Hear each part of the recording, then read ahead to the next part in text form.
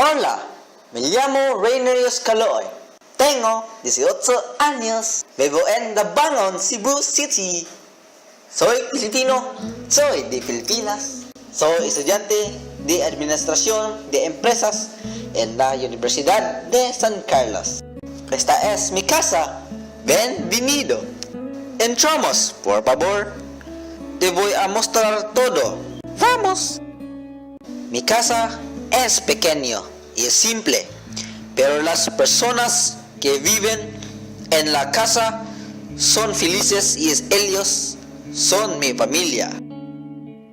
Mi casa tiene 9 habitaciones. Son un salón, un comedor, una cocina, 3 dormitorios, 3 baños. Esta es la piscina. La piscina es grande.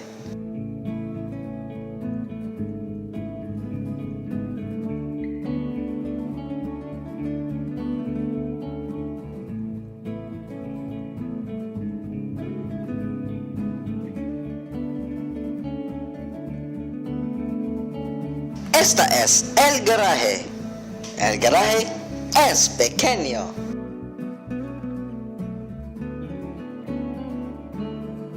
Este es el salón. El salón es pequeño y elegante. En el salón hay una sofá negro y blanco, una mesa elegante, una televisión grande y negro, 3 cuadros, una ventana luminosa y un candelaria bonito. El sofá está enfrente del televisión. El televisión está junto a la pared. La mesa está enfrente del televisión. Los cuadros están en la pared. Este es el comedor. En el comedor hay una mesa marrón y simple y 8 sillas. Las sillas están junto a la mesa. Las placas están encima de la mesa.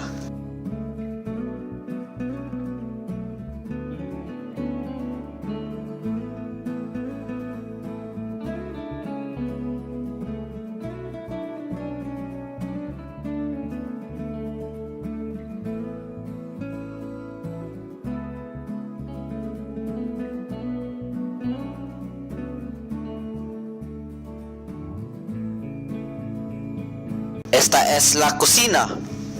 En la cocina hay un frigorífico negro y grande, un microondas blanco y negro, un frigodero simple, una ventana luminosa y un candelaria precioso.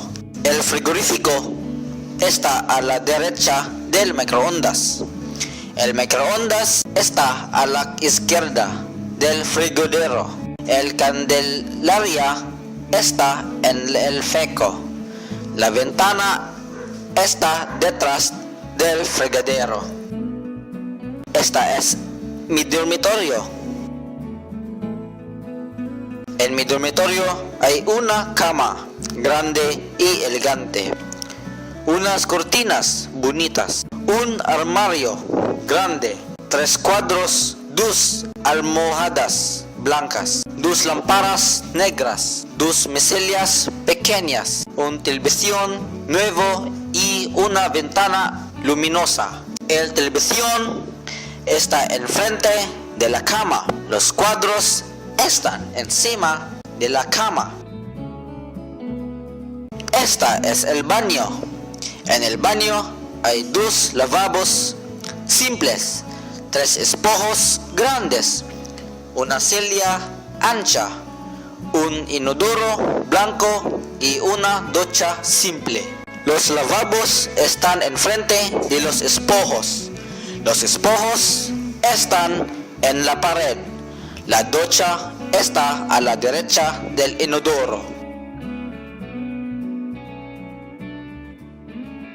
Bien, eso es todo. ¿Que le gustó mi casa?